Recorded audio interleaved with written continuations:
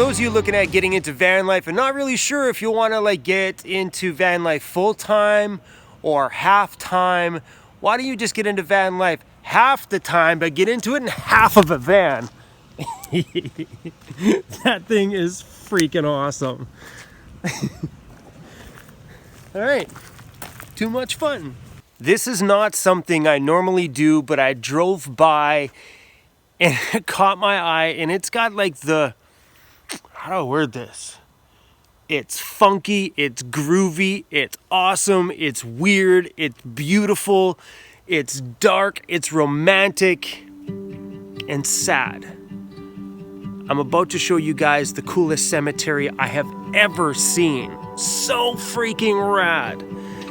And I hesitate a little bit on sharing this because I don't want to offend people by doing this, but this is so freaking cool.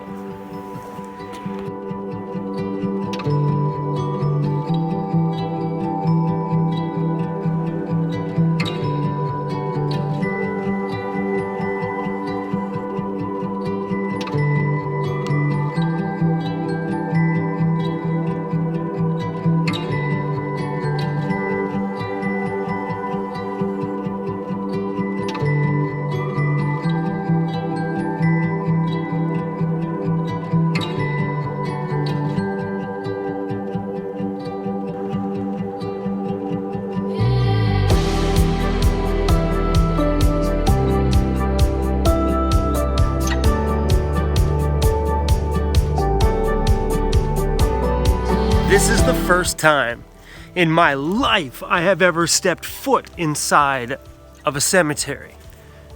But I drove by and this caught my eye. The lights in the tree, the bike and stuff over there. You know, this is a weird thing to say, but being that the sun is just going down right now, this place has such a really cool energy to it.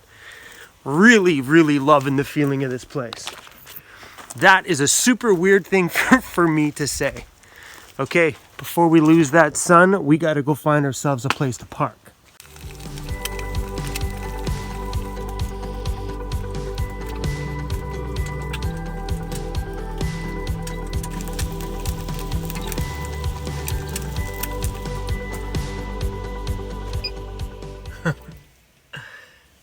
Truth? This roof fan is pretty awesome for when you're cooking.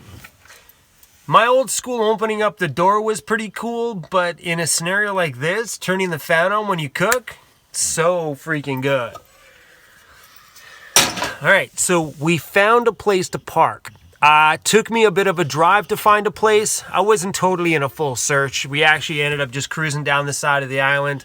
I got about 5 kilometers invested into this road, and it was beautiful.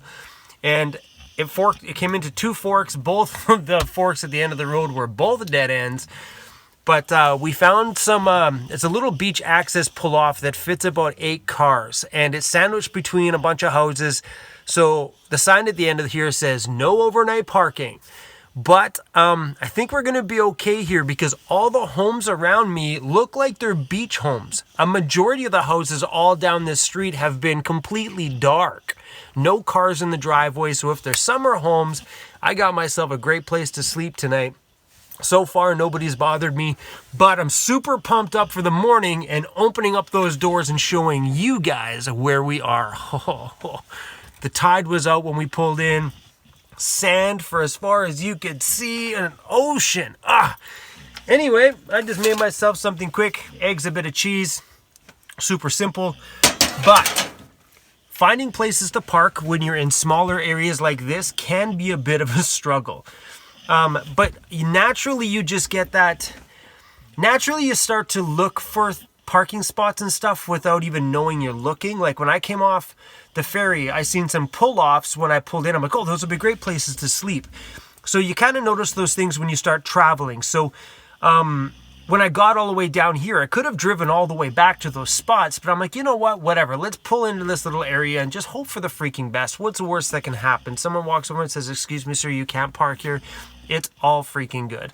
But I pulled in here in the dark, and I'm going to probably be gone in the morning before the sun comes up, so hopefully nobody will just see me. It's a super quiet road.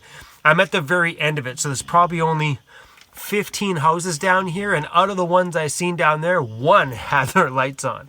So there's a high chance we're golden. Anyway, guys, we're gonna let you go. Disco is passed out freaking sleeping.